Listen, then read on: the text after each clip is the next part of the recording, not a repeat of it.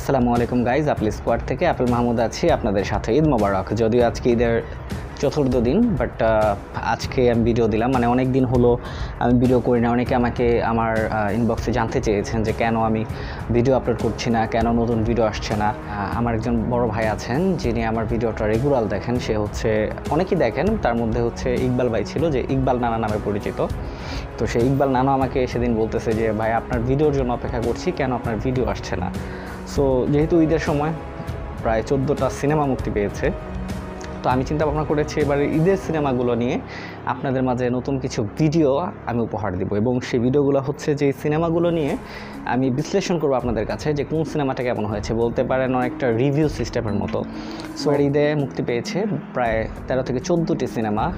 এক একজনের এক একটা সিনেমা মুক্তি পেয়েছে। তার মধ্যে শাকিব খানের সিনেমা মুক্তি পেয়েছে মাত্র একটি, সেটা হচ্ছে রাজকুমার। এবং সেই রাজকুমার সিনেমাটা আমি যেহেতু ঈদের তৃতীয় দিন সিনেমাটা দেখতে গিয়েছি, তার আগে অনেকে শুনতেছি, অনেকে বলতেছে সিনেমাটা অনেক ভালো হয়েছে, কেউ বলতেছে সাকিবের শ্রেষ্ঠ অভিনয় করেছে এই সিনেমাটিতে, কেউ বলতেছেন যে ভালো লাগেনি। মানে এক একজনের কাছে এক এক রকম। বাট 95% যেই কমেন্টগুলো আসছে বা যেই রিভিউগুলো আসছে তাতে মনে হয়েছে সিনেমাটা অনেক ভালো হয়েছে। তাই আমি গিয়েছিলাম সকাল 11টার শোতে, যেহেতু আমার অনেক সময় থাকে না, আমি অনেক কাজকর্মে ব্যস্ত থাকি। সো সকাল 11টায় গিয়েছিলাম নারায়ণগঞ্জের গুলশান সিনেপ্লেক্সে। সেখানে টিকিট পেতে বেশি একটা কষ্ট হয়নি। সো যেহেতু সকালের শো, মর্নিং শো ছিল, সুতরাং দেখতে অসুবিধা হয়নি। গিয়ে সিনেমার পরিবেশটা আসলে অসাধারণ ছিল। মানে 7.1 সাউন্ড সিস্টেমের অনেক কিছু করেছে এবং সিনেমাটার ভেতর পরিবেশটাও ছিল অসাধারণ।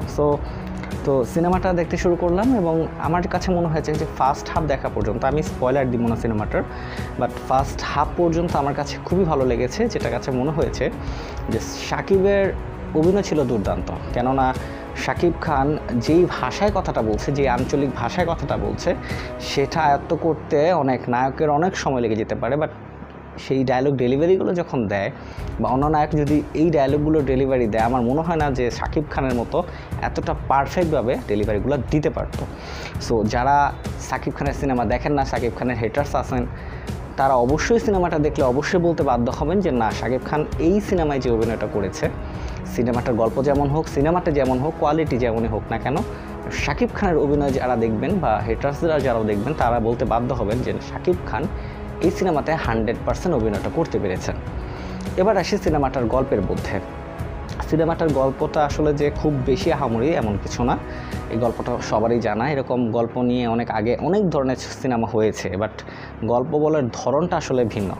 বাট আমার কাছে মনে হয়েছে যে হিমেল আশরাফ আর আশরাত আদনান সাহেব যে সিনেমাটা বানাতে চেয়েছেন, অনেকটা তাড়াহুড়া করেই মনে হয় সিনেমাটা বানিয়েছেন, এমনটাই মনে হয়েছে। যদিও আমি জানি না তারা পর্যাপ্ত সময় পেয়েছেন কি না, বাট আমার কাছে মনে হয়েছে সিনেমাটা খুব তড়িঘড়ি করে শেষ করার জন্য তারা মানে খুব তড়িঘড়ি করে শেষ করতে চেষ্টা করেছেন সিনেমাটা, এমনটি আমার কাছে মনে হয়েছে, আমার ব্যক্তিগত মতামত। সিনেমার দ্বিতীয় অর্ধে মানে সবার একসাথে প্রেম দেখাতে গিয়ে, নায়িকার সাথে নায়কের কেমিস্ট্রি, একজনের সাথে দেশপ্রেমের কেমিস্ট্রি, একদিকে মায়ের কেমিস্ট্রি, মানে তিনটা একসাথে করতে গিয়ে আমার মনে হয় গল্পটা কিছুটা খাপছাড়া হয়ে গিয়েছিল। ওভারঅল লাস্টে যারা সিনেমাটার লাস্ট যে সিকুয়েলটা আসবে সেটা দেখে অনেকে ইমোশনাল হয়ে যাবে। এটা আমি একেবারে বলতে বাধ্য হচ্ছি যে যারাই মানে যত মানে কি বলে আর কি, যত পাথরের মন থাকুক না কেন, যারা এই সিনেমার শেষ সিনটা দেখবে তারা আসলে ইমোশনাল হবেই, যদি সামান্য পরিমাণ মায়া তাদের মনে থেকে থাকে। এখন আসি মূল কথায়, সিনেমাটার শেষ অংশটা অন্যভাবেও করতে পারতো। মানে সিনেমাটা আমি খারাপ বলছি না, হিমেল আশরাফ কী মনে করে এরকমটা করেছে সেটা তিনি ভালো বলতে পারবেন। বাট আমার কাছে মনে হয় সিনেমাটার শেষ অংশে যেভাবে শেষ করেছেন উনি, সেটা একটু তড়িঘড়ি করে ফেলেছে। আমার যেটা মনে হয় সিনেমাটার গল্পটা আর একটু অন্যভাবেও সাজানো যেত। যদিও আমার কাছে ওভারঅল সিনেমাটা খুবই ভালো লেগেছে, একেবারে বলবো না যে 100% ভালো লেগেছে। অনেকের কাছে বলতেছে প্রিয়তমাকেও ছাড়িয়ে যাবে রাজকুমার, বাট আমার কাছে মনে হয়েছে প্রিয়তমার স্টোরিটা একরকম, রাজকুমারের স্টোরিটা আরেক রকম। বাট প্রিয়তমা আমার মানে যদি ব্যক্তিগত মানে রিভিউ দিতে বলেন, আমি বলবো যে আমার কাছে রাজকুমারের চেয়ে প্রিয়তমাটাই এগিয়ে আছে। যদিও রাজকুমার দেখে শান্তি পাবেন সাকিবের অভিনয় দেখে, শাকিব খানের যেই অভিনয়, এক্সপ্রেশন, ডায়লগ ডেলিভারি সব কিছু ভালো লাগবে। এবার আসি, অনেকে বলছে মাহিয়া মাহিকে কেন শাকিব খানের মা করা হলো, অন্য কেউ কেন নয়। শাকিব খানের মা হিসেবে মাহিয়া মাহি যে অভিনয় করেছেন সেটা অন্য কোনো নায়িকা হলে বা অন্য কারো মাধ্যমে করালে আমার কাছে মনে হয় না এটা ভালো হতো। মাহিয়া মাহি যেই অভিনয়টা এখানে করেছেন, আমার মনে হয় মাহিয়া মাহি এই অল্প সময়ের জন্য যে অভিনয়টুকু করেছেন এটা দুর্দান্ত ছিল। যারা সিনেমা হলে যাবেন তারা বুঝতে পারবেন আসলে কি অভিনয়টা মাহিয়া মাহি করেছেন। শেষে মাহিয়া মাহি মেকআপ নিয়ে অনেকের অনেক কথা থাকতে পারে, বাট ছোটোবেলার সাকিবের মা হিসেবে মাহিয়া মাহি যে অভিনয় করেছে, আরেকটা কথা বলতেই হয়, আরশ খান যে সাকিব খানের বাবার অভিনয়টা করেছে। আরশ খান কিন্তু সাকিব খানের পুরো সিনেমাতে সাকিব খানের বাবা ছিল না, সাকিবের ছোটোবেলাতেই আরশ খানের বাবার অভিনয়টা ছিল, মানে খুব অল্প সময়ের জন্য, বাট যতটুকু করেছে আমার কাছে মনে হচ্ছে বেস্ট দেওয়ার চেষ্টা করেছে আরশ খান। এবং সবচেয়ে ভালো লাগবে আপনারা যদি সিনেমাটা হলে গিয়ে দেখেন, আমার কাছে মনে হয় আরশ খানের অভিনয় এবং মাহিয়া মাহির অভিনয়টা দারুণ লেগেছে। আর ওভারঅল শাকিব খানের অভিনয় ছিল দুর্দান্ত। অনেকেই বলতে পারেন কৌটুনি কফিকে এখানে কেন রাখা হয়েছে, কেন আমেরিকান নায়িকা, কেন বাংলাদেশি কাউকে রাখা হয়নি। দেখুন এখানে কিন্তু একটা টুইস্ট আছে, আমি যদি গল্পটা বলে দিই তাহলে আপনারা সেই মজাটা পাবেন না। সিনেমা হলে যান আর গেলেই বুঝতে পারবেন কৌটুনি কফিকে কেন রাখা হয়েছে। অবশ্যই একজন আমেরিকান নায়িকাকে রাখা দরকার ছিল, সেটা কৌটুনি কফি হোক আর না হোক, একজন বিদেশিকেই এই গল্পের অনুযায়ী রাখা উচিত মনে হয়েছে। এবং আমার কাছে মনে হয়েছে যদি বাংলাদেশি কাউকে ফরেনার বানিয়ে ছবিতে রাখতো, আমার কাছে মনে হয় এটা ভালো হতো না, ভালো দেখা যেত না। গল্পের প্রয়োজনে আরশাদ আদনান খান এবং হিমেল আশরাফ সাহেব যেটা করেছেন সেটা অবশ্যই ঠিক আছে।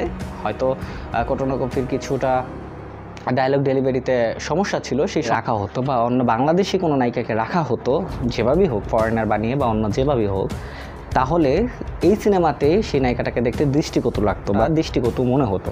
মানে আমার কাছে মনে হয়েছে কৌটুনি কফি যেটা করেছেন, যা করেছেন সেটা অবশ্যই ঠিকঠাক মতোই করতে পেরেছেন। আর আমি আপনাদেরকে আরেকটা জিনিস দেখাতে চাই যে গুলশান সিনেপ্লেক্স, অনেকে এটা জানে না যে আগে পরিবেশটা খারাপ ছিল, বাট এখন অনেক সুন্দর হয়েছে। নারায়ণগঞ্জের মধ্যে সিনেপ্লেক্স দুটা হয়েছে, তার মধ্যে চুনকা পাঠাগায় যেটা ছিল সিনেপ্লেক্স, সেটা সিনেস্কোপের সাথেই যেটা আছে এখন গুলশান, সেটা এখন সিনেপ্লেক্স হয়েছে। অনেক ভালো লাগবে সিনেমাটা দেখে, এবং সেই সিনেমার টিকিটটা দেখান, টিকিটটা অনেক সুন্দর করেছে, আমি আপনাদেরকে দেখাচ্ছি স্ক্রিনের সামনে। সো আপনারা যারা নারায়ণগঞ্জে আসবেন তারা যদি সিনেমা দেখেন তবে অবশ্যই গুলশান সিনেমা হলে এসে আপনাদেরকে সিনেমাটা দেখার জন্য আমি অনুরোধ করব। ওভারঅল শাকিব খানের রাজকুমার সিনেমাটা আমার কাছে দুর্দান্ত লেগেছে। কিছু কিছু জায়গায় সিনেমাটা স্লো মনে হতে পারে, বাট আমার কাছে মনে হয়েছে সব ধরনের দর্শককেই এই সিনেমাটা টানবে। আর অ্যাকশনের কথা যদি বলেন, যেহেতু এই ছবিতে অ্যাকশন তেমন রাখার প্রয়োজন ছিল না, বাট যতটুকু করা হয়েছে আমার কাছে মনে হয়েছে খুব বেশি আহামরি কিছু হয়নি। নর্মাল সিনেমাগুলোতে যেরকম অ্যাকশন হয় ঠিক সেরকমই অ্যাকশন হয়েছে, বাট সিনেমাটার গল্প দুর্দান্ত ছিল। আপনারা চাইলে সিনেমাটা দেখে আসতে পারেন।